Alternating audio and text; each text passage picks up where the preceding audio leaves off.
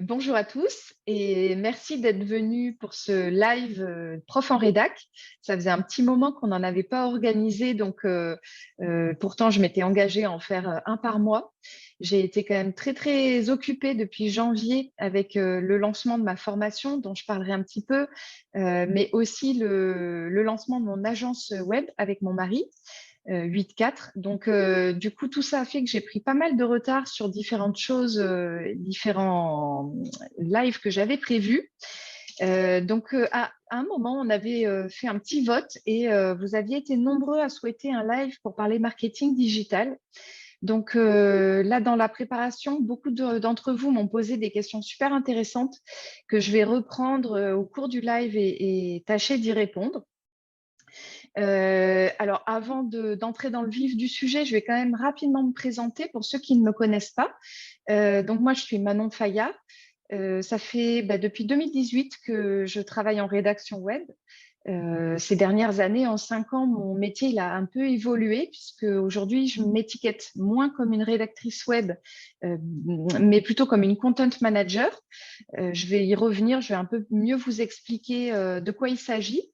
Mais sachez qu'il y a un live qui est présent sur ma chaîne YouTube et qui parle justement concrètement de ce métier et qui donnera plus d'informations que ce que je vais dire aujourd'hui à ce sujet. Je suis une ancienne prof des écoles. J'ai été prof des écoles pendant 6 ans et j'ai arrêté suite à un burn-out. Donc, depuis 2018, j'ai enchaîné à un arrêt maladie longue durée. Et ensuite, j'ai pris des disponibilités. Donc là, je viens encore de renouveler ma demande de dispo et je pense que c'est la dernière fois. À mon avis, ensuite, ce sera la démission. Donc, je connais bien le contexte que vous traversez et les questionnements que vous avez aujourd'hui par rapport à votre conversion parce que je l'ai moi-même vécu. Je me suis retrouvée un petit peu perdue après ces années d'enseignement à me dire qu'est-ce que je vais faire. Donc, j'ai un peu expliqué déjà sur le groupe comment j'ai fait pour trouver ce métier. Mais c'est vrai qu'arrivé là, il y a quand même beaucoup de choses, beaucoup de questions qui se posent parce qu'on n'a jamais eu une entreprise, on ne sait pas vraiment ce que c'est la rédaction pour le web, etc. Et moi, j'ai tâtonné, j'ai découvert un peu au fur et à mesure. Et mon objectif avec le groupe Prof en Rédac et puis des lives comme celui qu'on va faire aujourd'hui, c'est de vous accompagner dans votre réflexion, vous aider à débroussailler un peu tout ce terrain. Et donc, j'espère que c'est pertinent pour vous, que ça vous aidera à savoir si oui ou non c'est fait pour vous, si vous voulez tenter l'aventure ou pas. Voilà. En tout cas, mon objectif, c'est de vous simplifier les choses et j'espère que ce groupe et les lives y répondent. Alors, la première des questions que les profs se posent quand ils sont encore en poste et qui découvrent la rédaction web, c'est est-ce que ça ne serait pas finalement associé, assimilé à une œuvre de l'esprit? Et c'est vrai que ça serait très confortable parce que travailler pour de la rédaction, de l'écriture qui entrerait dans le cadre de l'œuvre de l'esprit, ça vous éviterait d'une part, de demander des autorisations d'activité, puisqu'elle est d'office autorisée. Et en plus, vous n'auriez pas l'obligation de prendre un mi-temps pour créer une entreprise. Donc, je vais casser un petit peu le mythe, mais ce n'est pas possible. La rédaction web, ça n'entre pas du tout dans le cadre de l'œuvre de l'esprit. Et vous allez vite comprendre pourquoi, puisqu'en fait, c'est parce que c'est complètement lié au marketing. Donc, c'est tout l'objet en fait de ce qu'on va voir aujourd'hui. J'espère que vous allez réussir à comprendre quels sont les liens entre la rédaction web et le marketing et comprendre pourquoi c'est assez logique finalement que légalement, on ne puisse pas l'assimiler aux œuvres de l'esprit. Alors, le marketing, qu'est-ce que c'est? Il y a Cécile qui avait posé la question quand on a préparé le live et qui demandait une définition claire. Donc, je vais vous proposer une définition qui va être simple et courte, je l'espère. Le marketing, c'est un domaine que les entreprises utilisent pour plusieurs choses. Construire leur identité de marque, développer leur notoriété, attirer leurs cibles, euh, faire connaître leurs produits ou leurs services et augmenter leurs ventes. Donc, c'est toutes les actions de communication et de positionnement sur le marché qui entourent tout ce qui est de l'ordre de la commercialisation des produits ou des services et qu'on peut résumer par le tunnel de vente. dans le tunnel de vente, on a différents pôles. On a attractivité, prospection, conversion, fidélisation. Le marketing, il va jouer sur tous ces tableaux-là. L'idée, c'est en fait de se faire connaître de sa cible, de l'attirer vers soi en donnant de bons arguments pour se différencier de la concurrence et mieux vendre les produits ou les services qu'on souhaite vendre. Et la rédaction web, en fait, c'est un des moyens d'action pour construire ce marketing en ligne. Donc, le marketing digital, c'est le marketing tel qu'on vient de le définir, mais appliqué au web. Donc, le rédacteur web, lui, il est amené à écrire, à produire en fait des actes de communication écrites sur des supports numériques. Ça peut être des sites internet, les réseaux sociaux, ça peut être aussi à travers l'emailing. Tout ça, tous les écrits qu'il va rédiger vont entrer à un endroit ou à un autre du tunnel de vente d'une entreprise. Alors, il y a plusieurs branches dans la rédaction web. On a tendance à dire, ah bah, rédacteur web, c'est un métier. En fait, c'est un métier, oui, mais pluriel. Il y a plein de réalités. Et du coup, on pourrait presque parler de métier au pluriel, de dire les métiers du rédacteur web. Et selon le métier qui va, la branche en fait, qui va nous intéresser, la formation ne va pas forcément être la même. Donc, on va d'abord parler de la rédaction web SEO. Pourquoi? Parce que c'est celle qu'on rencontre le plus souvent, en premier, quand on envisage cette reconversion. Donc, on va déjà détailler ce gros bloc. Donc, déjà, on va commencer par dire ce que c'est le SEO, parce qu'il y a peut-être des personnes qui n'ont pas encore trop cherché sur Internet ce que c'était et qui trouvent le terme obscur. Donc, on va déblayer rapidement ça. Le SEO, c'est un sigle qui veut dire Search Engine Optimization. En fait, en français, on dit référencement naturel. C'est toutes les techniques qui permettent aux pages d'un site Internet d'être positionnées sur Google pour un ou plusieurs mots-clés qu'on a ciblés dans le contenu. Donc, c'est vraiment lié au positionnement du site Internet à travers ces pages sur différents moteurs de recherche. En fait, je fais souvent le raccourci en disant Google, mais quand je dis Google, essayez toujours d'avoir en tête qu'il y a d'autres moteurs de recherche comme Bing, Ecosia, et qu'ils ont leur propre algorithme pour placer les pages dans leurs résultats, et que du coup, quand on travaille le SEO, on ne travaille pas spécifiquement, on travaille souvent pour l'algorithme de Google parce que c'est lui qui remporte le plus de parts de marché, mais on pourrait très bien avoir envie de se positionner sur un autre type de moteur de recherche. Et dans ce cas, il faudrait connaître aussi les règles du jeu dessus. Donc, le rédacteur ou la rédactrice web SEO, c'est la personne qui est chargée d'écrire des contenus qui ont pour objectif d'être positionnés sur le moteur de recherche. Pour ça, il maîtrise en fait des techniques d'écriture particulières, il va les mettre en œuvre dans son contenu et il connaît aussi les règles du référencement naturel du moteur de recherche sur lequel il compte se positionner. Et donc, le rédacteur web SEO, il joue un énorme rôle dans le tunnel de vente à l'entrée. C'est-à-dire que son premier rôle, ça va être d'aider l'entreprise à prospecter, à automatiser même sa prospection. Donc, les contenus qu'il écrit, c'est pour attirer du trafic sur le site. Ce trafic, c'est une somme de visiteurs qui sont potentiellement intéressés par ce que propose l'entreprise ou la marque. Et du coup, il va falloir les capter. Et pour les capter, la première des choses, c'est qu'on ait un lien sur Google à lui soumettre, sur lequel il va cliquer pour pouvoir entrer sur le site.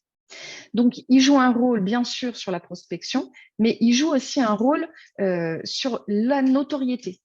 Parce que plus vous allez travailler le référencement naturel à travers vos contenus sur votre site Internet, plus votre site Internet va ressortir sur un grand nombre de mots-clés.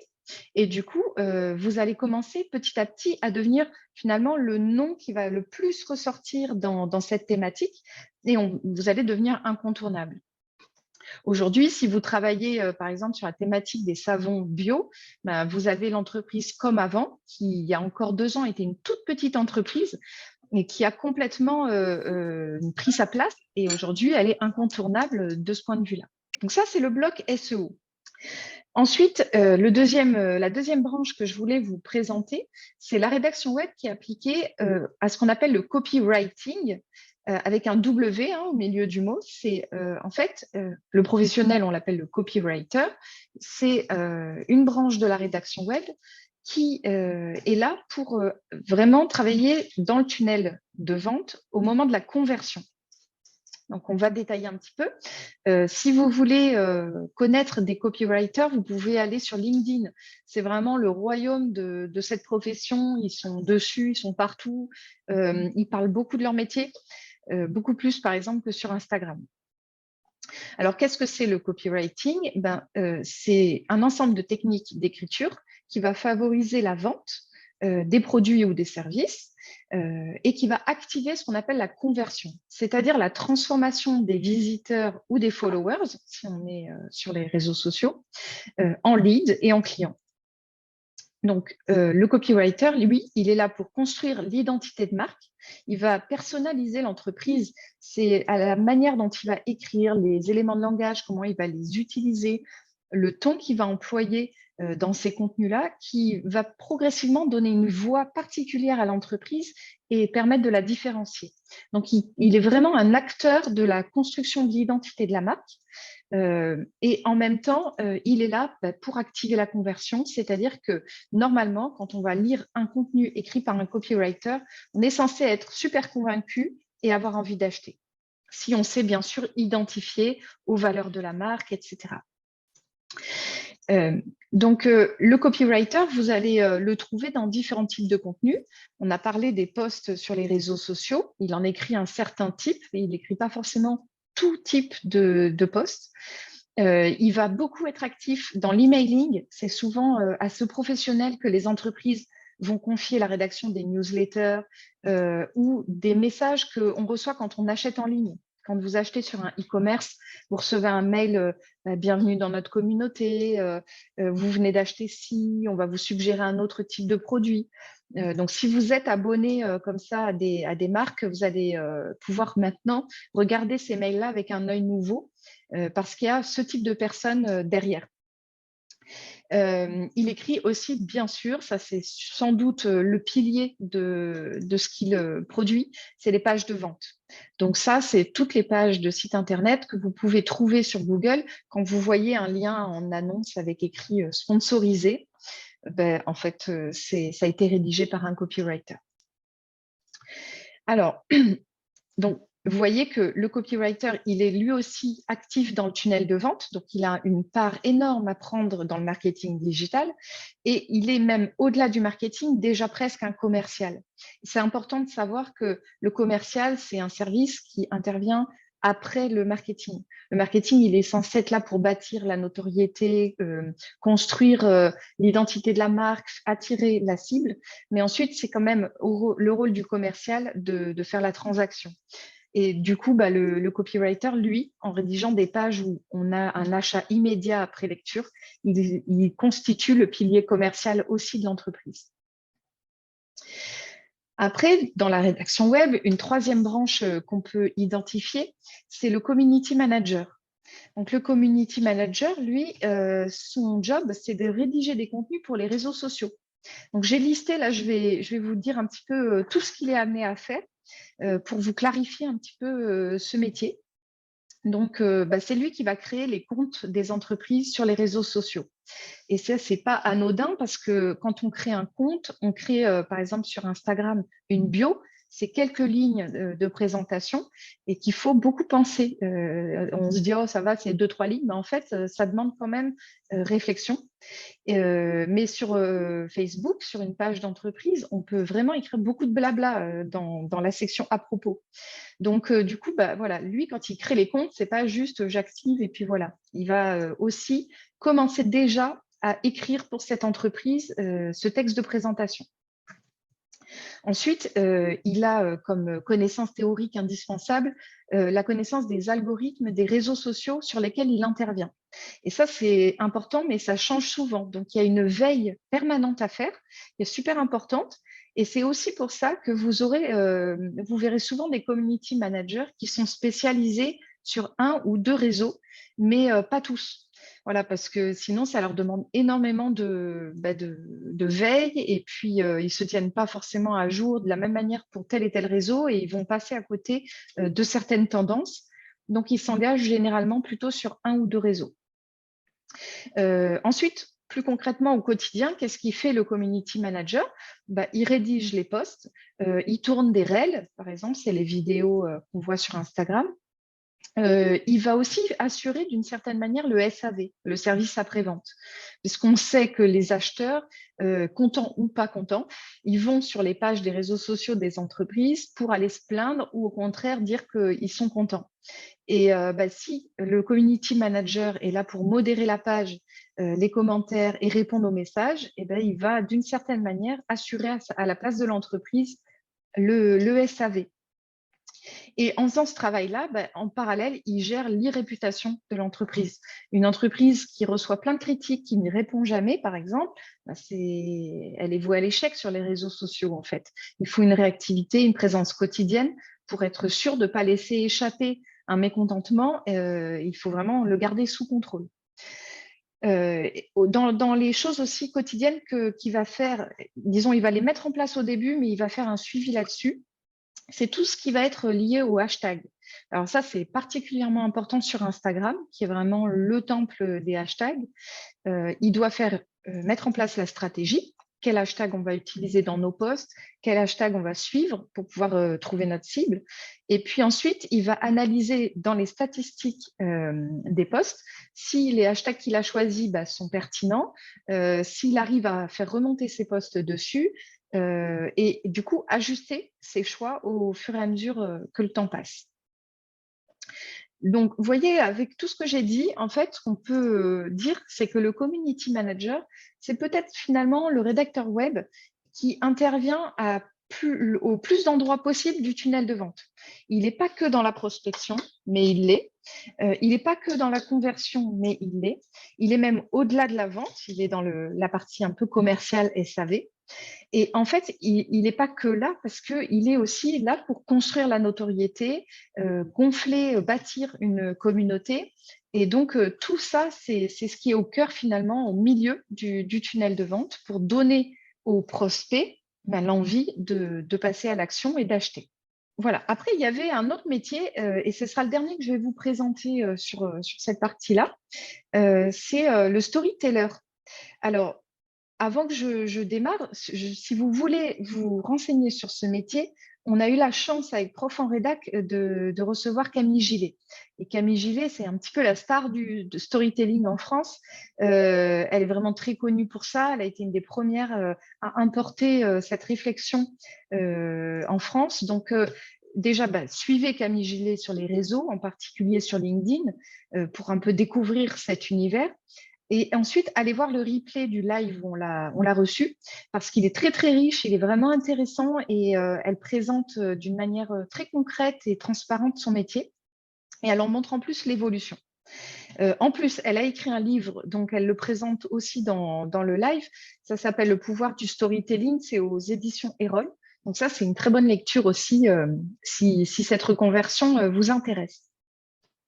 Le storytelling, en fait, c'est une discipline qui sert à créer, avant son lancement, avant le lancement de la marque, l'identité de la marque, sa personnalité. En fait, ça va être vraiment un travail de réflexion sur le message, les valeurs, tout ce qui constitue les fondements d'une communication future.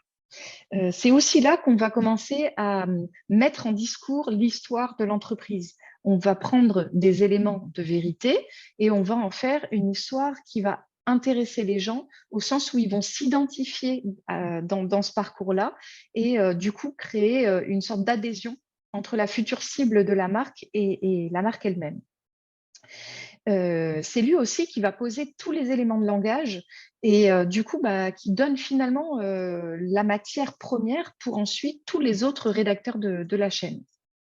Alors, on a une petite question. Gaëlle, est-ce que tu pourrais juste faire un petit topo sur le ghostwriter? En fait, le ghostwriter, ça peut être n'importe quel type de rédacteur. Mais ghost, donc fantôme, il est invisible, c'est-à-dire qu'il écrit sans signer ses propres textes. Et c'est franchement le cas pratiquement dans tout ce que je vous ai dit là.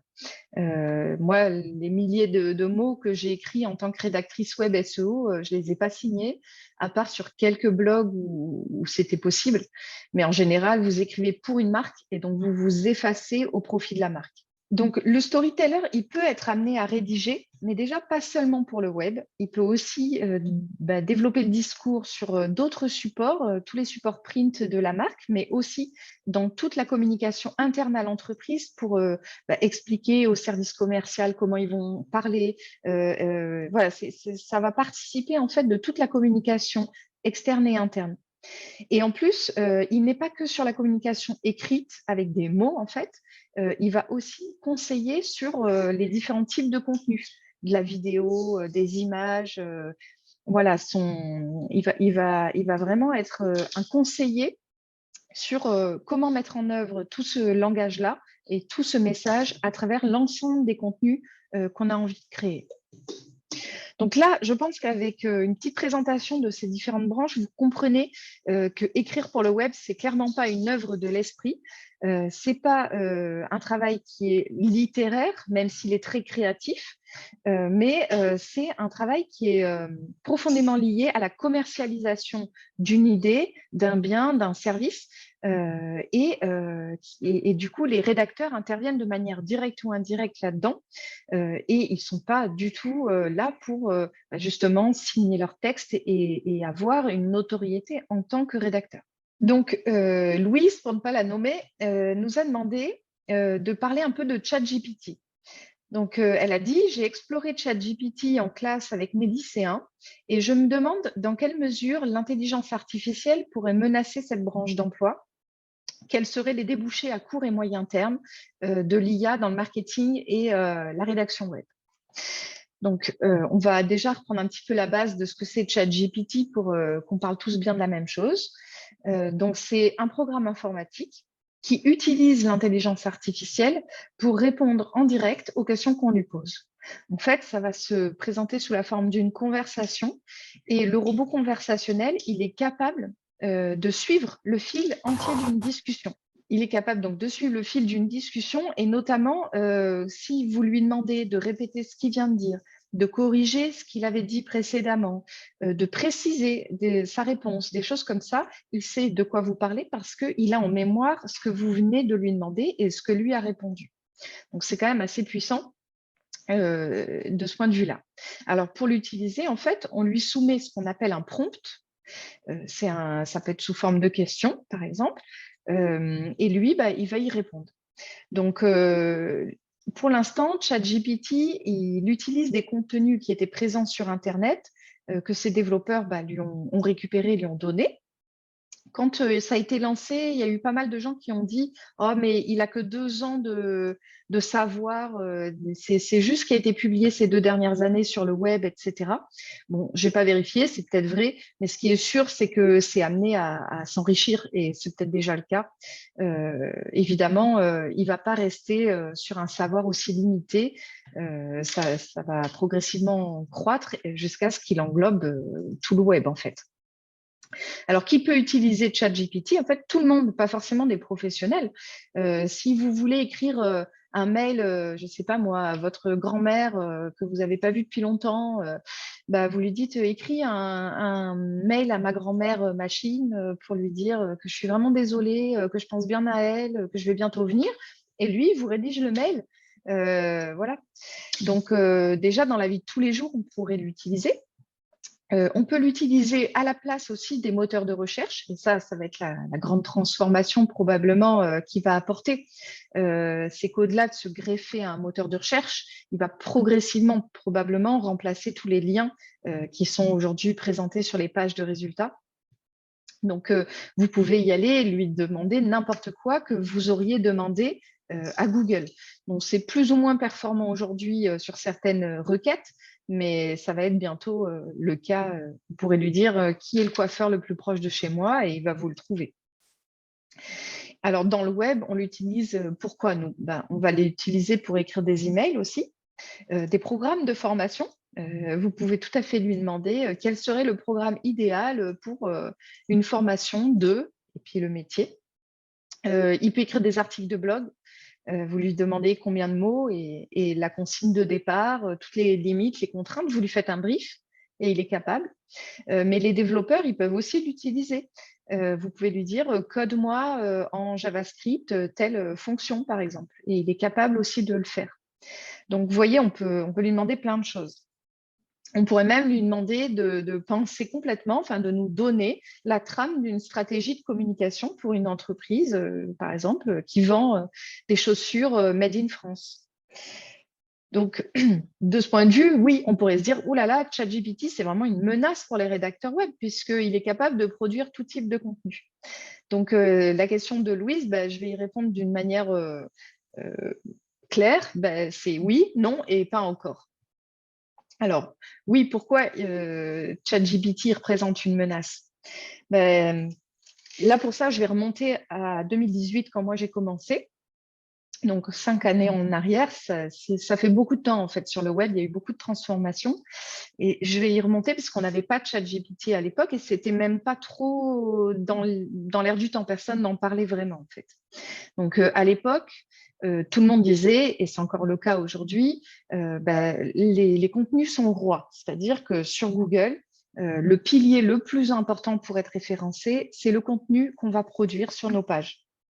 Donc, du coup, il fallait que le contenu il soit très intéressant, pertinent, qui réponde exactement à la requête que la personne a rentrée dans le moteur de recherche. Fallait que le texte soit riche d'un point de vue sémantique. Tout ça, en fait, ces critères-là allaient faire que le texte avait plus de chances que les autres, tous ceux qui n'auraient pas validé ces critères, de se référencer sur Google. Donc, qu'est-ce que c'était un contenu intéressant et qu'est-ce que c'est d'ailleurs toujours, parce que c'est à peu près les mêmes critères aujourd'hui. Les internautes ne quittent pas la page en dessous de 3 secondes. Donc, il y a un taux de rebond qui est quand même normalement faible. Comment on sait qu'un texte est pertinent? Il faut qu'à l'intérieur du contenu, on réponde exactement à la requête. Et pour ça, Google, il va notamment analyser le texte lui-même, mais voir ce que l'internaute va aller chercher ensuite. S'il revient en arrière sur la page de résultats et qu'il va voir le deuxième contenu, alors Google va en déduire que le contenu qu'il avait placé en première position est insuffisant, donc soit pas complètement pertinent, soit pas assez dense en information. Et pour la richesse sémantique, en fait, il y a tout un tas de mots clés secondaires qu'il faut explorer à l'intérieur d'un texte en lien avec la thématique. Et du coup, si vous cochez un certain nombre de ces mots avec une certaine fréquence, ça, c'est des indicateurs pour Google que le texte a cette richesse-là. Donc, du coup, avec ça, les contenus sont rois et puis des critères qui étaient quand même assez clairs, c'est devenu la course à la production de contenu. Donc, vous aviez par exemple un site A qui publiait 500 mots sur un sujet. Donc, par exemple, les 7 techniques de massage pour lutter contre les douleurs lombaires. Et puis, il y avait le site B qui disait, mais moi aussi, je veux faire un article sur ça. Il regardait le premier texte et il disait, nous, on va faire 1000 mots là-dessus. Et puis, du coup, on ne va pas faire juste cette technique, on va en faire 18, par exemple. Et puis, il lui passait devant, du coup, parce que c'était plus riche sémantiquement. Forcément, comme c'est plus long, il y a plus de mots-clés secondaires. Comme c'est plus long, les gens restent plus longtemps, etc. Puis du coup, celui qui s'est fait doubler, il se dit je vais pas me laisser faire. Donc, qu'est-ce qu'il fait? Il va lui-même augmenter son contenu. Donc, il va par exemple faire les 32 techniques de massage pour lutter contre les douleurs lombaires. Et puis à l'intérieur, il va aussi rajouter une vidéo de démonstration d'une technique de massage. Et puis, il va enrichir avec une foire aux questions qui va répondre à toutes les questions fréquentes qui sont posées sur ce sujet sur Internet. Et voilà, et là, il a un bon gros contenu, il a 4000 mots, une vidéo, une foire aux questions, il est premier, il est tranquille pour un petit moment. Donc ça, c'était une période qui était bénie pour les rédacteurs web, parce qu'on était sans arrêt sollicités pour écrire des textes sur des tas et des tas de sujets, puisque d'un coup, tout type de sujet devenait potentiellement un contenu à créer. Et puis, on était recontacté par d'anciens clients qui disaient « Ah, ça y est, on s'est fait doubler, donc il faut que tu viennes réenrichir le texte que tu avais fait il y a 6 mois. » Donc, on faisait de la rédaction au kilomètre. Donc, c'était très bien hein, d'un point de vue activité, volume d'activité, c'était bien. Et puis, à l'époque, les concurrents, c'était principalement des rédacteurs offshore. C'est le nom qu'on donne à tous les rédacteurs qui viennent des pays francophones, par exemple Bénin, Madagascar. Donc, ils écrivent en français, mais évidemment, ils sont payés vraiment rien du tout. Pour vous donner une idée, moi, quand j'ai débuté, j'étais quand même sur des tarifs moyen bas, on va dire, pour de la rédaction web française. J'étais à 5-6 centimes le mot et on avait les Béninois, ils étaient à 1 centime. À Madagascar, c'était peut-être 2,5, même pas. Donc voilà, ils étaient entre 2 fois et 5 fois moins chers que nous. Donc ça, c'était des concurrents. Euh, mais vous allez voir ce qu'on va en dire. Mais bon, ChatGPT, il change la donne de ce point de vue. Et en fait, bon, je vous raconte tout ça parce que ce qui s'est passé, c'est que du coup, je trouve, c'est mon analyse personnelle, mais elle est partagée par d'autres personnes, c'est qu'on a perdu de vue complètement l'utilisateur final, c'est-à-dire le lecteur humain. Parce que franchement, quand on a mal au dos et qu'on veut savoir quel massage se faire, clairement, on n'a pas envie de lire un dictionnaire sur les douleurs lombaires plus 32 techniques de massage. On n'a pas envie de lire les 4000 mots quoi, pour répondre à une question qui est simple en fait. Donc ça, c'est le premier problème. C'est que forcément, OK, Google était peut-être content, mais le lecteur final derrière, beaucoup moins. Et puis bon, ça, c'est un problème qui est plus invisible et dont on parle encore très peu malheureusement aujourd'hui. C'est que ça a engendré une pollution numérique énorme et croissante, parce qu'il faut savoir qu'à chaque fois que vous déposez un contenu sur Internet, vous engendrez de la pollution. À chaque fois qu'il y a quelqu'un qui visite une page Internet, il engendre une pollution. Chaque fois que vous partagez un contenu ou que vous consultez un contenu, que ce soit sur Internet ou les réseaux sociaux, vous générez de la pollution. Donc en fait, il y a quand même quelque chose de l'ordre de l'exagération. Et bon, à mon avis, c'est pas près de se calmer, hein, mais il faut quand même, quand on débute dans ce métier, à mon avis, réfléchir à ça, réfléchir aux conséquences environnementales aussi de ce qu'on fait, parce que c'est des choses qui sont pas vues et on a tendance du coup à les mettre un peu sous le tapis et pourtant elles existent. Euh, Donc, après, il y a eu ChatGPT qui est arrivé. Et là, tous ceux qui étaient, tous les propriétaires de sites et les consultants SEO qui étaient dans cette course à la production, ils se sont dit, génial, ils se sont frottés les mains, plus besoin de payer des rédacteurs, on va tout faire par l'IA et puis on va remplir nos sites avec des contenus générés par l'IA. Ça ira 10 fois plus vite, ça coûtera 10 fois moins cher. Donc, ça, il y en a plein qui le font. Et ça marche plus ou moins bien. Donc, ce serait idiot de ma part de nier que ça marche, mais vous allez voir qu'il y a quand même des limites. Donc, il y a des limites de plusieurs points de vue, en fait.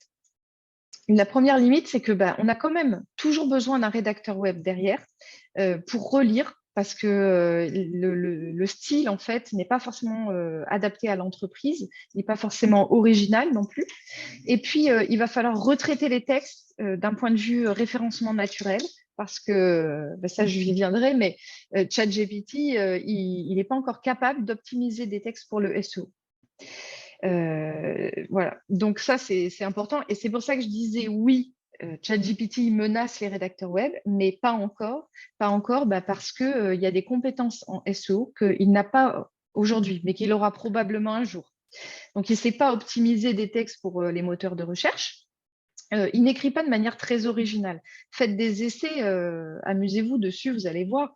Par exemple, quand il fait des listes, il commence toujours par la même chose, où il a la même structure, c'est très reconnaissable. Ou quand il parle de quelque chose, à la fin, il dit toujours en somme. Donc ça, il adore. En somme, vous allez le voir partout. Bon, donc il y a quand même quelque chose d'un peu plaqué qui n'est pas bénéfique en fait pour les entreprises, pour leur image de marque. Et puis, le dernier point qui fait que quand même il y a un certain cadre à respecter et où il faut être prudent, c'est qu'aujourd'hui, les moteurs de recherche, et notamment Google, sont en train de développer dans leurs algorithmes des moyens de repérer les contenus qui auront été écrits par l'intelligence artificielle. Et donc, du coup, si vous produisez un blog 100% IA, vous risquez une pénalité cette pénalité, elle peut faire chuter le référencement de votre site, mais elle peut aussi vous faire supprimer en fait le site de l'index de Google.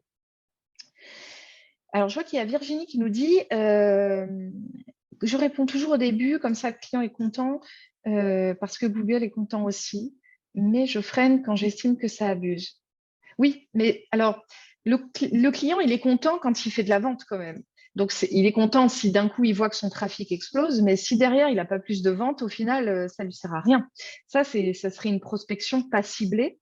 Donc, tu attires beaucoup trop de gens pas intéressés par tes services, en fait. Donc, quand même, il faut se méfier. Parce qu'il y a une question de Marika. Pour mon client agence de voyage, je ne peux pas utiliser l'IA. C'est plein d'erreurs sur les noms des lieux, les types de paysages. Le texte ne reflète pas une expérience de voyageur. C'est plein de clichés expéditifs. Et oui, voilà, c'est ça. Donc, à la limite, ça pourrait t'aider pour aller rapidement chercher de l'information sur un pays. Mais effectivement, derrière, il va falloir que toi, tu travailles. Bah, c'est cool, tu me confortes dans ce que je pense. Et alors, pourquoi ChatGPT, il ne va pas effacer complètement la profession? Parce qu'il faut qu'elle se réinvente, cette profession. Donc, à l'époque où moi j'ai commencé, on facturait nos textes en prenant en compte le temps qu'on mettait pour faire notre recherche de sources. C'était long. Il fallait aller pour chaque sujet sur Internet, aller lire un peu les contenus des uns et des autres, aller à la recherche de l'idée un peu insolite qui ressort pas trop. Il fallait aussi reprendre le contenu qui existait déjà, donc parce qu'il fallait être exhaustif.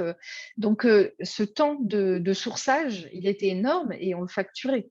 Si aujourd'hui on a ChatGPT et qu'on l'utilise comme un outil de travail, on gagne énormément de temps. Donc oui, on va baisser nos tarifs forcément puisqu'on réduit notre temps de travail sur un même contenu par rapport à avant. Mais, et puis parce qu'il y a cette concurrence de l'intelligence artificielle, vous aurez toujours des clients ou des SEO pour vous dire ah bah ouais, mais moi, si je le fais faire pas de ChatGPT, c'est 10 fois moins cher. Donc, ça va faire baisser la grille tarifaire. Mais ce qu'il faut aussi se dire, c'est que du coup, vous avez une possibilité d'augmenter votre production. Quand avant, vous mettiez peut-être un jour à faire 2 beaux articles, peut-être que vous en ferez 3. Donc, ou même 4. Donc ça, voilà, il faut le penser comme ça, à mon avis. Qu'est-ce qui disparaît pas non plus que ChatGPT, il n'a pas remplacé? C'est l'expertise et l'expérience humaine qu'on a. C'est aussi l'originalité du style et particulièrement notre capacité à utiliser les éléments de langage de la marque qui nous confie son projet. On a de la créativité, de l'humour, de la sensibilité, tout ce qui fait que notre texte, enfin le texte qu'on rédige pour une marque, va lui permettre de se différencier de ses concurrents. Et ça, ChatGPT, il n'est pas capable aujourd'hui de le faire. Et franchement, il va falloir vraiment que les développeurs y bossent pour qu'il ait ces talents-là. Et puis, vous avez encore la possibilité de développer des compétences stratégiques. Et ça, il ne les a pas non plus.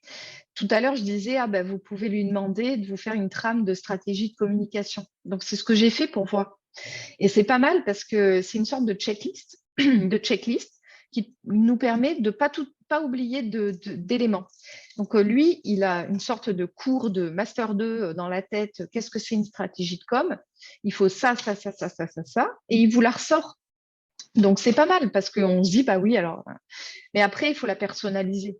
Les entreprises, elles n'ont pas toutes besoin de la même stratégie. Évidemment que les réseaux sociaux, le site Internet, il y a des points qui sont indispensables. Mais qu'est-ce qu'on fait dedans? Ça, c'est quand même très, très proche de la nature de l'activité, de la marque, du bien qu'elle vend, de comment elle veut le vendre, de ses tarifs, de sa cible. Et donc, du coup, tout ça, cette capacité en fait à proposer un travail stratégique qui est personnalisé, lui, il n'est pas capable de le faire, à moins que l'entreprise, elle accepte de mettre à disposition de ChatGPT plein d'informations personnelles sur sa marque, ce que je lui déconseille fortement, parce que quand même, il y a un problème de confidentialité. Donc, tout ça, c'est votre valeur ajoutée, en fait. Alors, du coup, au niveau des débouchés, puisque la question de Louise finissait par ça, qu'est-ce qu'il y a comme débouché? C'est vrai que le rédacteur web petite main, qui existait encore jusqu'en 2021, quoi, en gros, même encore 2022, il va pas survivre. Il va pas survivre à l'arrivée de ChatGPT. Tous ceux qui vous disent le contraire, c'est souvent des gens qui vendent des formations en rédaction web SEO. C'est les mêmes depuis 2018 et ils n'ont pas envie de refaire tout leur contenu, en fait. Mais c'est faux. Les formations qui vous enseignaient le métier, elles sont plus valables en 2023. Il faut être clair, à moins qu'ils refassent le programme. Non, il y a des. Jusque-là, je disais rien, mais là, vraiment, je pense qu'il faut qu'elle soit repensée pour justement prendre en compte ce nouvel outil de travail et puis repenser le rôle du rédacteur web. Donc, moi, qui ai vu cette évolution-là, j'en ai tiré un constat. Donc, ce n'est pas seulement lié à l'apparition de l'intelligence artificielle, mais c'est aussi mon expérience, ce que j'ai pu voir de mes clients. Par exemple, j'ai vu que je touchais des clients qui souvent sont des indépendants ou des TPE, PME. Et ça, c'est des entreprises qui, parfois pour les TPE, PME, ont un petit service com en interne, mais la plupart du temps, non. Et surtout, c'est souvent des communicants un peu traditionnels qui ne sont pas forcément très formés sur le digital. Donc, ils n'ont pas les compétences en interne, mais ce qui fait qu'ils n'ont pas cette expertise-là, ni du marketing digital, ni du SEO en particulier, encore moins de la rédaction web. Ils n'ont pas le budget pour payer une armée de salariés à temps plein pour travailler ces aspects-là. Ils n'ont pas non plus les moyens de prendre une équipe complète de freelance où il aura le SEO, le graphiste, le rédacteur web, le stratège en marketing. Donc, ils ne peuvent pas payer comme ça 5-6 freelances. Donc, qu'est-ce qu'il leur faut? Ils ont quand même un besoin en marketing digital et il faut qu'ils y répondent. Ils sont obligés. Donc, qu'est-ce qu'il leur faut? Il leur faut une sorte de copilote. C'est un professionnel, en fait, qui est un peu multitâche, avec des domaines d'expertise que eux n'ont pas, et qui va les accompagner. Donc, c'est ce qu'on appelle un content manager, un gestionnaire de contenu, si on veut le dire en français. Donc, ça ne s'emploie pas beaucoup pour ce métier-là. Et moi, c'est comme ça que je définis mon rôle auprès des entreprises depuis quelques années. Alors, donc, moi, je suis content manager et qu'est-ce que c'est mon travail en fait? C'est d'accompagner les entreprises en stratégie de marketing digital et en référencement naturel. Donc, concrètement, les tâches que je fais au quotidien pour une entreprise, ça va être faire une étude de mots-clés pour son site Internet, faire de la veille SEO sur le site, à la fois technique et en termes de trafic. Je fais de la production de contenu parce que j'aime quand même beaucoup écrire et pour le web, donc je continue d'être rédactrice. Je fais des rapports de croissance sur le trafic, sur les positions, sur les mots-clés qu'on a ciblés. Et puis, petit à petit, je me suis mise à proposer en complément, en fait, un accompagnement sur les réseaux sociaux. Donc, j'ai mon développeur graphiste dans mon agence web qui nous fait les visuels et moi, je fais les posts et les stratégies de hashtag. Donc, ça, j'ai un peu appris sur le tas puisque je gère mes réseaux. Et du coup, je me suis quand même formée à ça. Mais je ne me considère pas comme une experte en community management, même si je maîtrise quand même beaucoup de savoir et de savoir-faire. Par contre, ce qui est sûr, c'est que je le sais, j'ai une expertise en marketing, en SEO et en rédaction. Le marketing, ce n'est pas juste ces 5 dernières années, parce que en fait, c'était initialement ma première formation. Avant d'être prof, j'ai fait un master 2 en marketing, mais c'était appliqué au spectacle vivant. Donc les compagnies de théâtre, les théâtres et tout. Donc c'est quand même un domaine spécifique, le culturel. On n'est pas sur du marketing tout à fait pareil, mais quand même, ça m'a donné des bases. Par contre, on ne travaillait pas du tout l'aspect digital. Pourtant, c'était quand même pas si vieux, mais on ne travaillait pas sur Internet. Les sites Internet, on n'en parlait pas non plus. Donc voilà, moi, c'est mon rôle, vous voyez, et j'essaye de couvrir tous les besoins en étant multitâche. Donc du coup, quand je vois que justement, c'est ce qui, moi, me permet d'avoir une activité quotidienne avec des clients réguliers, en mission longue, que c'est ce qui me fait vivre en fait, hein, depuis plusieurs années. Là, j'ai eu un bébé l'année dernière et franchement, c'est reparti super bien. Ça a mis un petit temps pour redémarrer. Mais je vois que mon positionnement, il est juste. Il répond vraiment à un besoin sur le marché. Donc, du coup, c'est pour ça que j'ai décidé d'ouvrir ma propre formation en fait en content manager. Il y a quelques élèves qui font partie des participants d'aujourd'hui qui sont sur ma formation d'ailleurs. Alors, il y a une question de Séméré. Est-ce que tu utilises des outils payants pour faire tout cela? Alors, je vais en parler un petit peu, mais oui, certains oui. Est-il possible de se former en autodidacte au community management? J'ai l'impression que ça nécessite des compétences pointues, très différentes. Alors oui, je dirais, donc je vais répondre à ta deuxième question déjà. Je dirais que oui et non. En fait, tout nécessite une formation. C'est quand même assez important. C'est quand même un nouveau métier. C'est un secteur où il faut prendre des habitudes un peu rapidement. Donc, je dirais que oui. Mais l'auto-formation, carrément. C'est-à-dire que vous n'êtes pas obligé de vous former dans un institut. En plus, je suis même pas très sûre que ce soit pertinent, qu'il y ait vraiment des centres de formation qui soient doués là-dedans. Par exemple, si tu veux te former au community management sur Instagram, moi c'est ce que j'ai fait. Et ben en fait, tu vas sur Instagram et tu vas suivre plein de comptes de gens qui sont community managers, en fait, il y a plein de gens sur Instagram qui forment leurs cibles. Et donc, bien sûr, ils ont des formations payantes, mais leurs contenus quotidiens sont déjà en soi des formations. Donc, oui, c'est pas du tout impossible. Moi, là, j'ai encore découvert il y a 2 jours, par l'intermédiaire d'une personne que je suis, le compte d'une personne qui maîtrise super bien l'analyse statistique des tableaux de bord sur Instagram. Et ça, c'est un peu l'aspect qui me manquait. J'ai manqué un peu de connaissances pour comprendre comment les comprendre, les analyser. Et en fait, je suis allée voir plein de contenus qu'elle a fait et c'est super. Donc, bien sûr, tu peux t'auto-former. Rentre sur le réseau et commence à suivre les comptes qui correspondent. Et franchement, je dirais, ma réponse, elle est valable pour tout.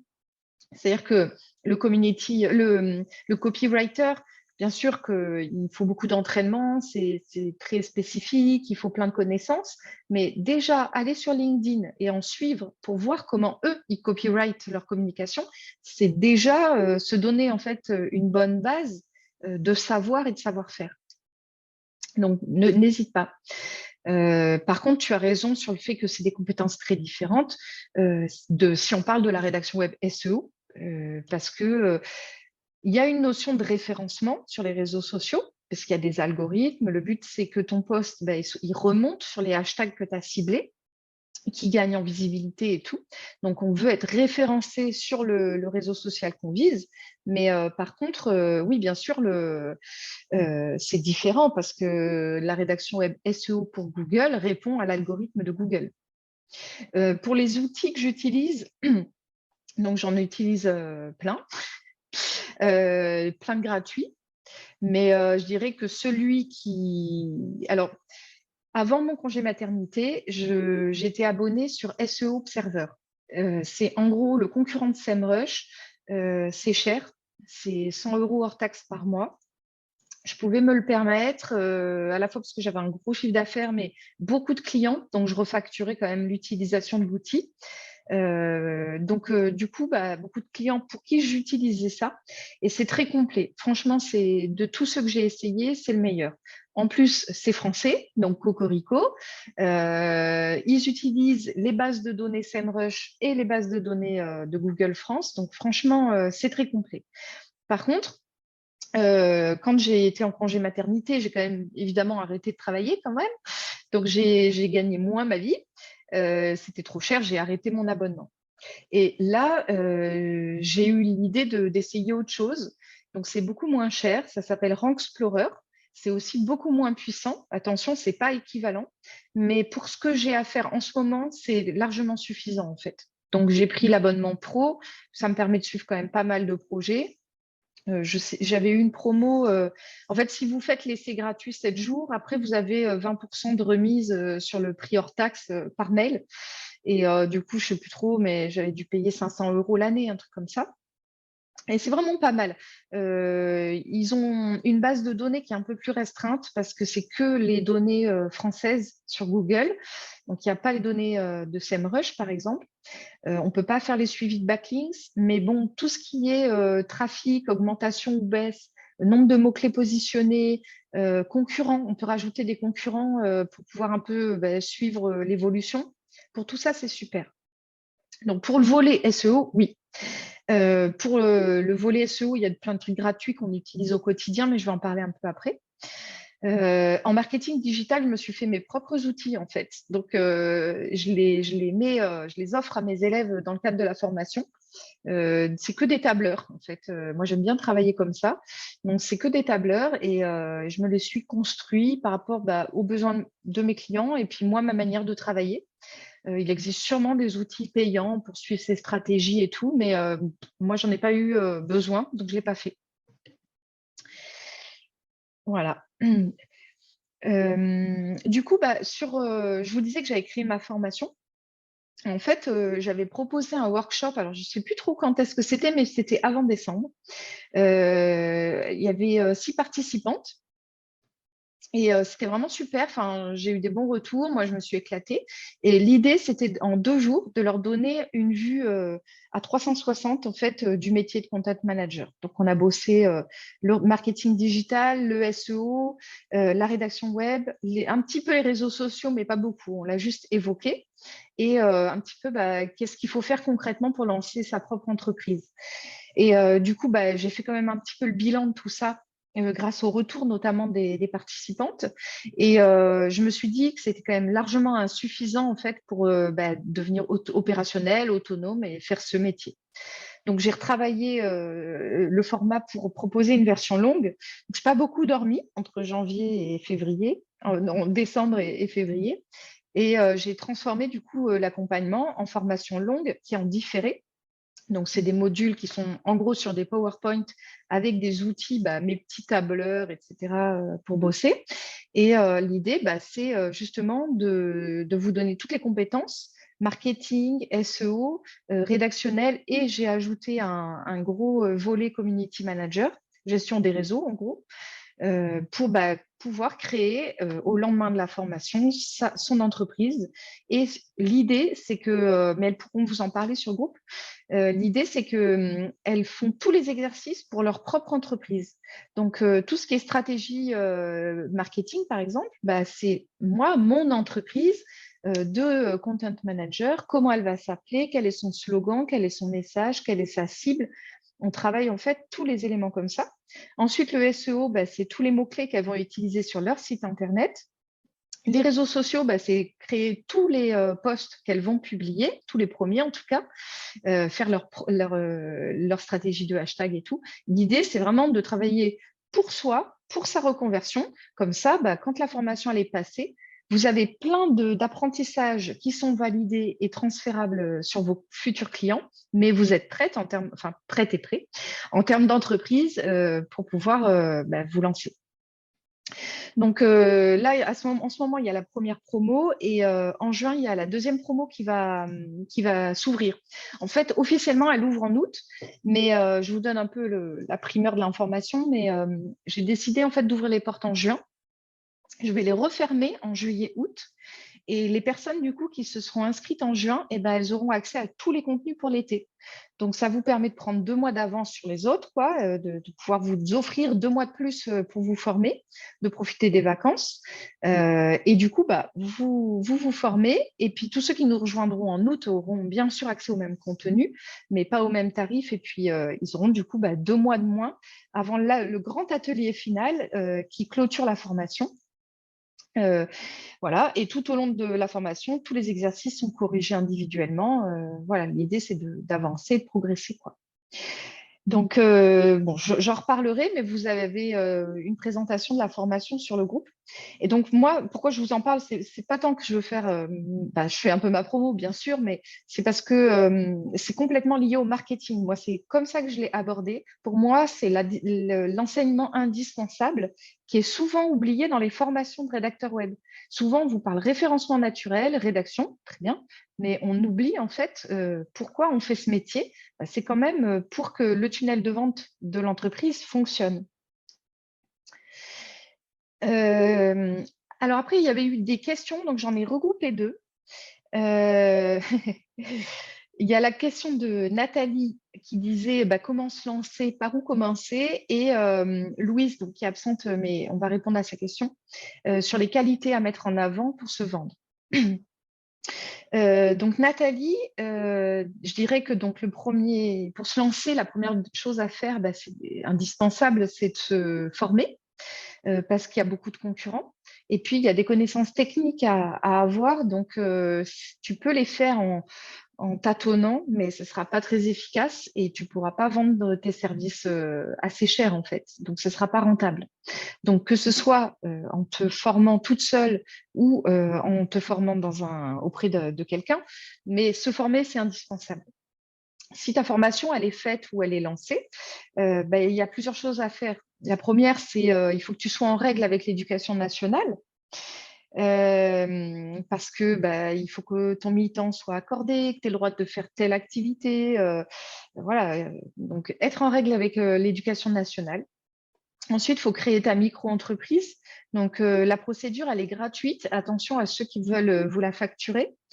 Je crois que le site a changé. Avant, c'était sur l'URSSAF, mais à vérifier, je crois qu'une personne sur le groupe disait que c'était maintenant sur le site de l'INPI. Donc, il y a un site officiel pour créer sa boîte. Et puis, c'est bien de savoir un peu de quoi on parle en micro-entreprise. C'est vraiment facile à gérer. C'est pas une société anonyme et tout ça. Mais franchement, moi, je vais vous conseiller, je vais les mettre dans le chat, quelques personnes à suivre pour ça. Alors, sur Instagram, il y a le compte La Micro by Flo. Donc, Florent, ou Florian d'ailleurs, je ne sais pas. C'est un gros compte. Il a plein de followers qui dit c'est super.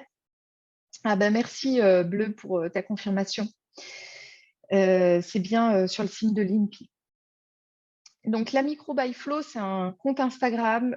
Vous pouvez le suivre sur tout ce qui est gestion d'entreprise. Il y a plein d'infos importantes à jour et en plus, il est fun, donc c'est très bien. Ensuite, il y a le portail des auto-entrepreneurs qui est bien fait. Il y a toute la réglementation et tout. Après, il y a notre amie Fanny Cornette qui avait créé sur YouTube la chaîne ABC Juris. Ouais, je vous mets son nom. Donc, elle n'alimente plus ce compte. En fait, il n'y a plus de nouvelles vidéos, mais il y en a tellement que vous avez de quoi faire. Il y a vraiment plein de choses. Et Gaëlle qui nous précise que la BGE fait aussi de l'accompagnement gratuit. Donc voilà, je pense que ça, c'est important. C'est se plonger un peu dans cet univers, savoir ce qu'on aura à faire. Franchement, ça va. Ne paniquez pas trop, quoi. C'est pas très compliqué. Alors, tu as fait tout ça, tu es en règle avec l'éducation nationale, ta boîte est montée, il va falloir que tu travailles ta propre entreprise, c'est-à-dire ton positionnement, ton identité de marque, ta charte graphique. Il va falloir que tu crées tes comptes sur les réseaux sociaux et que tu saches sur quel réseau social tu veux te lancer de manière particulière.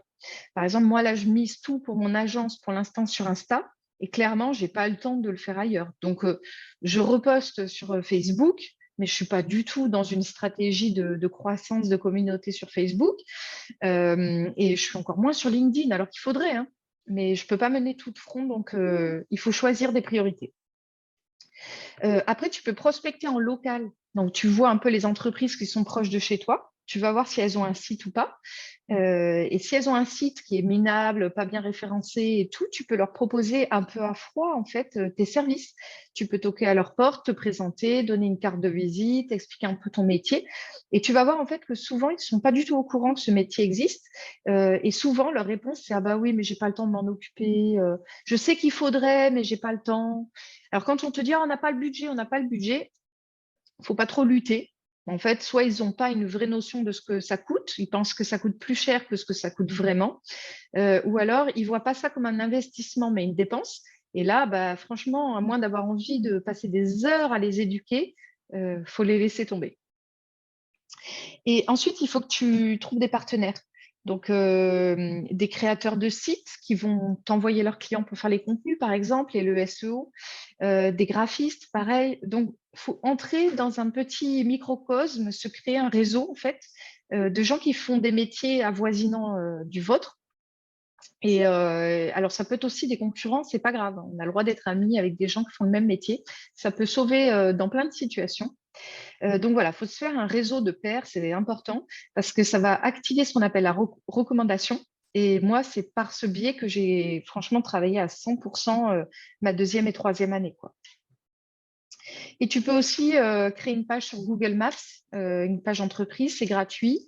Et le temps d'avoir un site, tu peux déjà avoir des résultats, c'est bien. Voilà. Après, il y a aussi la possibilité d'aller sur des plateformes de rédaction. On en a un peu parlé sur le groupe. Et bon, moi, je ne le recommande pas. Tu es mal payé. Tu n'as pas de contact direct avec les clients. Parce que voilà, c'est filtré, tu ne sais même pas généralement qui est le client. Alors, ça peut être pas mal pour prendre un peu confiance, faire un peu de rédaction optimisée SEO dans des délais prédéfinis pour voir un peu ce qu'on est capable de faire, mais ça va pas être, ça sera pas un appui pour développer une clientèle, ça c'est clair. Voilà, donc Nathalie, j'espère que j'ai répondu à ta question. Et pour répondre à Louise qui n'est pas là, elle disait donc oui, comment on fait pour identifier nos qualités, pour les mettre en avant, etc. Donc ce que je veux lui dire, c'est que, et à vous aussi, c'est qu'un prof, il sait tout faire. Il a plein de compétences, il peut absolument réussir sa reconversion. Il est à l'aise à l'oral, il est à l'aise à l'écrit, il sait adapter son discours à son interlocuteur. Il a une curiosité intellectuelle qui est évidente. Donc, rien que ces trois éléments-là, en fait, sont vraiment des piliers de réussite pour travailler sur le web et en particulier dans la communication écrite. Donc, il ne faut pas trop douter de ces qualités, même si on n'a fait que enseignant. En fait, on a déjà plein de compétences transversales qu'on va pouvoir utiliser. Et la seule chose, c'est qu'en travaillant votre positionnement marketing, en essayant d'identifier comment vous avez envie de travailler, avec quel genre d'entreprise, qui vendent quel type de service, c'est là que vous allez savoir, dans votre discours d'entrepreneur, quelle qualité vous allez mettre en avant, plus ou moins. Et après, si vous voulez vraiment amener du diplôme, de la certification, même si franchement, ça n'a pas beaucoup d'intérêt ni d'impact sur la plupart des clients, mais pourquoi pas, ça peut être de passer le certificat Voltaire pour montrer que voilà, vous êtes une tête en orthographe. C'est très valable comme argument aussi. Après, il y avait Marie qui nous demandait quels étaient les bénéfices en fait pour une entreprise à faire appel à un rédacteur web, comment on peut lui dérouler un argumentaire de vente en sachant qu'on ne peut pas lui dire je te promets que tu auras X visiteurs sur ton site au bout de X temps, etc. Alors, donc, je pense que déjà, dans ce que j'ai dit dans le live, il y a beaucoup de bénéfices qui doivent émerger normalement.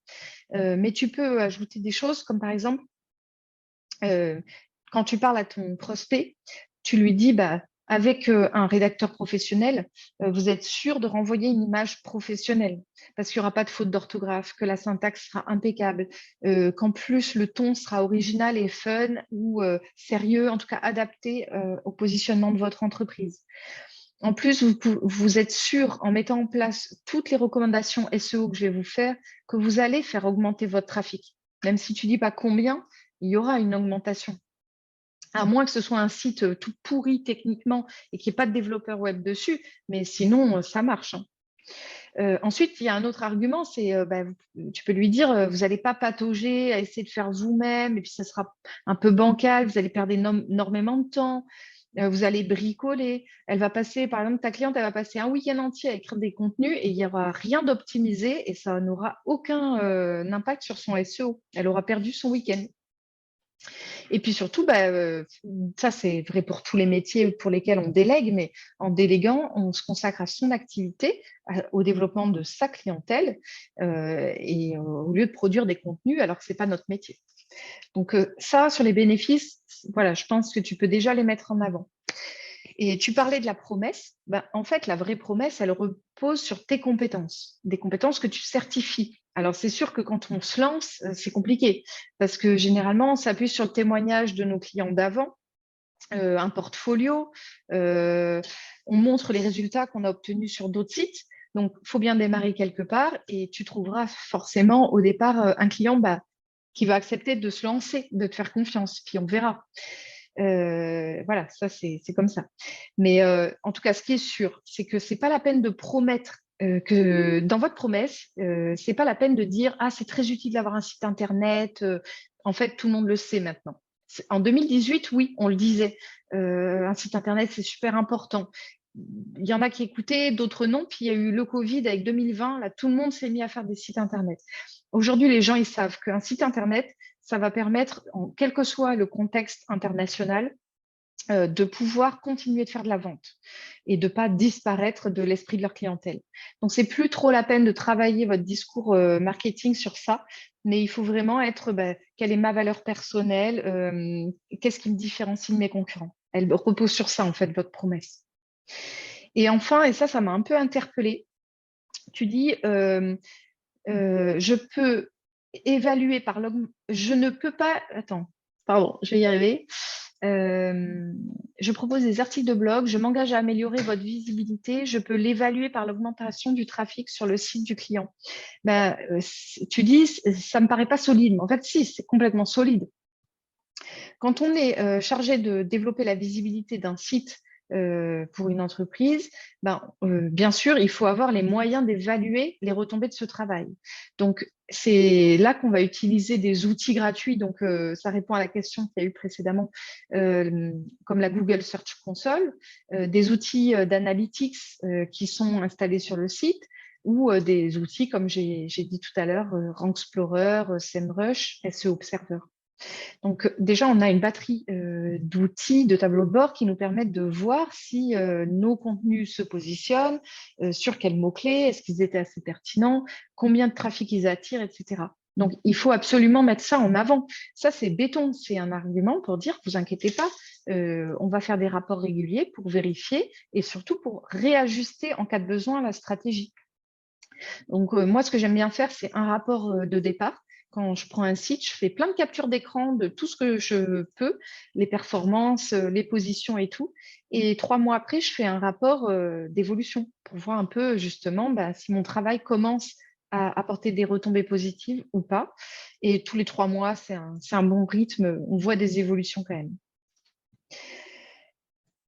Après, il y avait Blue qui demandait les types de services que je propose et à quelle hauteur je les facture. Donc, j'ai déjà beaucoup détaillé dans ce live les types de contenus que je fais.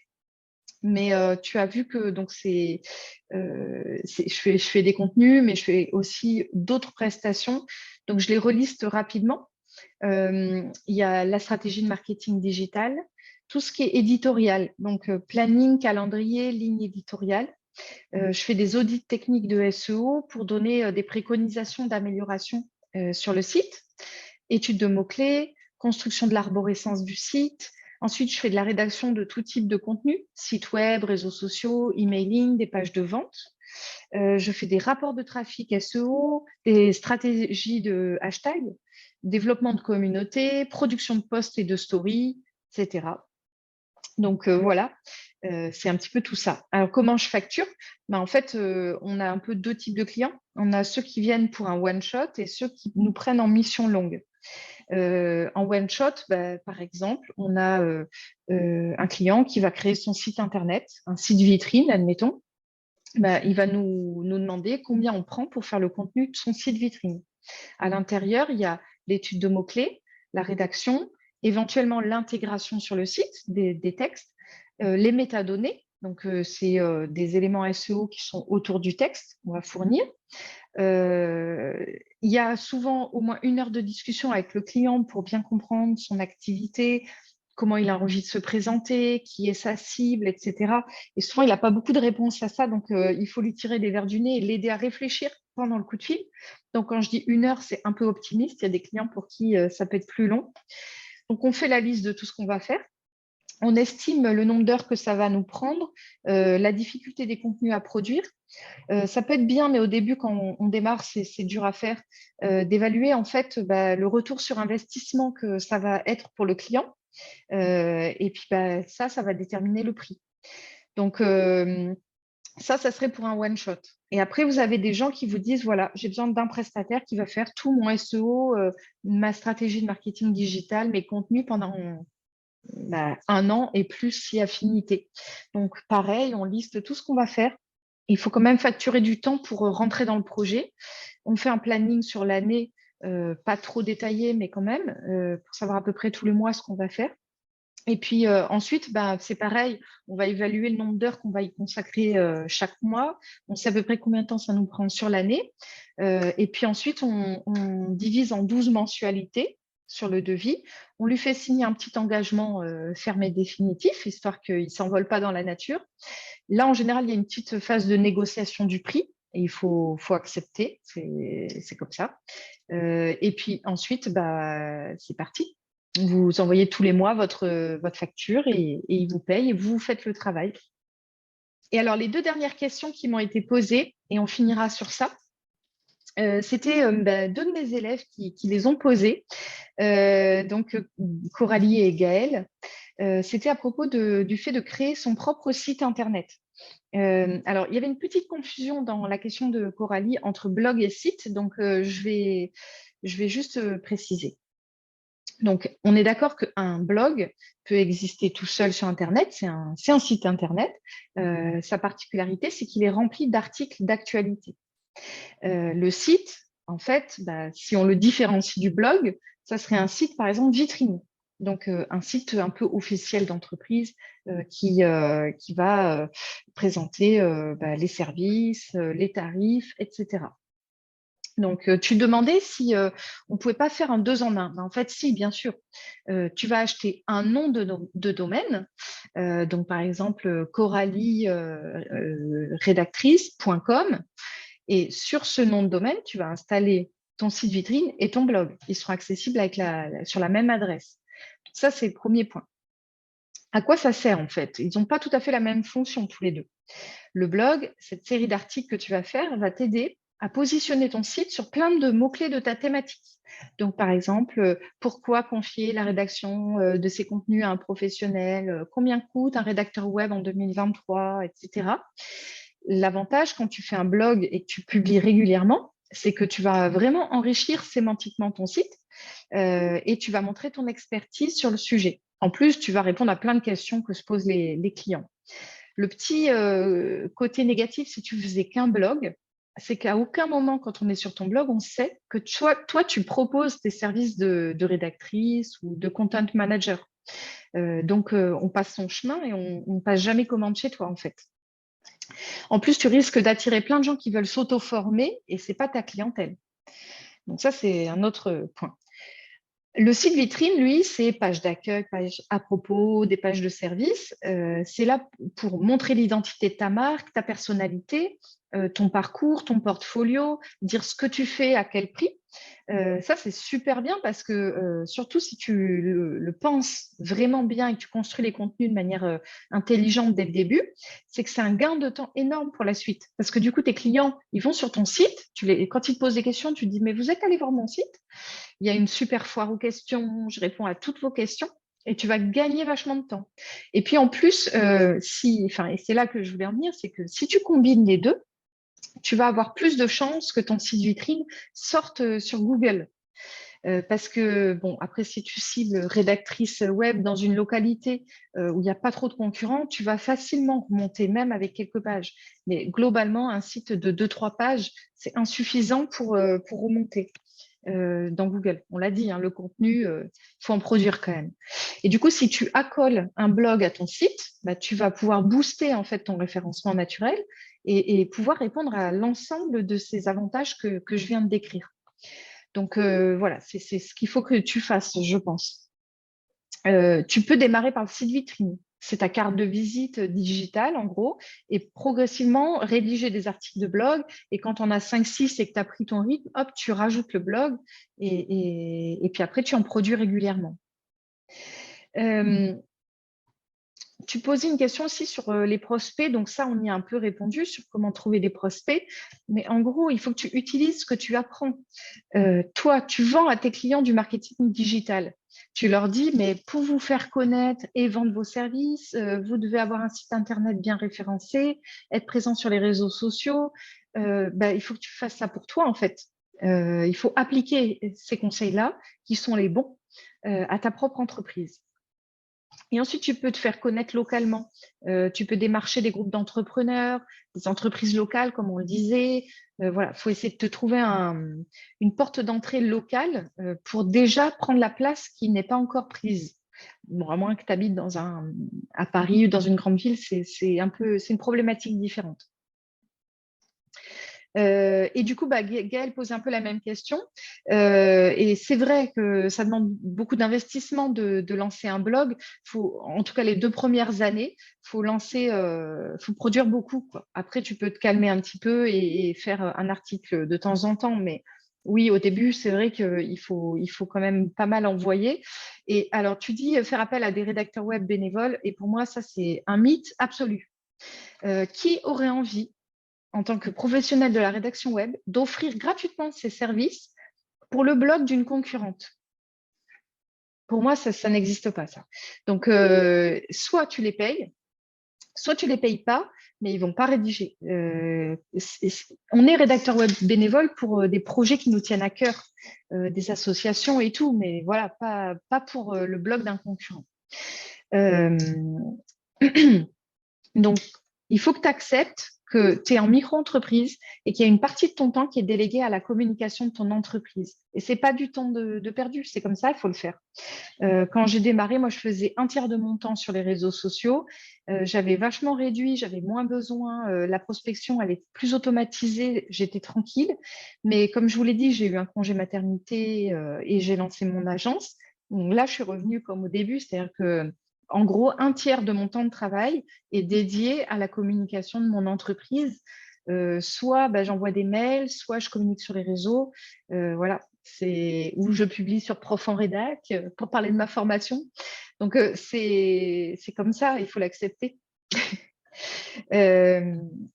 Alors, tu disais, un community manager mal positionné sur Google, ça la fout mal. Et j'ai envie de te dire, j'en suis l'exemple même. Je ne suis pas du tout bien référencée sur mon site AdMof. Il y a très peu de contenu. J'ai jamais trop travaillé ça. Donc oui, si j'avais un conseil, ça serait de vous dire, faites pas comme moi. Pensez au SEO maintenant, parce que moi, si j'avais fait un blog depuis 2018, je serais super bien référencée. J'imagine pas le nombre d'articles que j'aurais pu faire. Donc, si vous êtes un petit peu plus courageuse ou courageux que moi, faites-le dès maintenant. C'est pas du tout du temps perdu et vous direz merci dans 5 ans. Alors que moi je l'ai pas fait, j'ai plein de bonnes excuses, hein. Je me suis dit tu trouves des clients ailleurs, la recommandation fonctionne, j'en ai pas besoin. Et ça m'arrive de temps en temps d'avoir un rageux sur les réseaux qui me dit tu es mal référencé. Et je lui dis oui, c'est vrai. Mais après, j'ai un portfolio qui parle de lui-même. J'ai plein d'avis sur ma page Maps qui sont super bons. J'ai travaillé pour mes clients. Je suis l'exemple du cordonnier mal chaussé, quoi. Mais bon, si vous pouvez vous éviter ça et avoir un blog plutôt bien référencé, c'est toujours mieux, quoi. Voilà. Et du coup, on en reparlera, mais c'est pour ça que je vous proposais qu'on accroche à la formation la possibilité que vous repartiez aussi avec un site internet, site vitrine avec ou sans blog, que vous puissiez juste y mettre vos contenus et techniquement, il serait nickel pour le référencement, quoi. Mais ça, on en reparlera sur notre groupe très, très privé. Donc voilà, je pense que j'ai fait le tour. Alors Gaëlle, on le voit pour les élèves qui sont en formation, je rédige parfois pour des rédacteurs web qui viennent d'ouvrir un site. Oui, voilà, alors à la limite, proposer ça à des gens qui sont en train de se former, oui.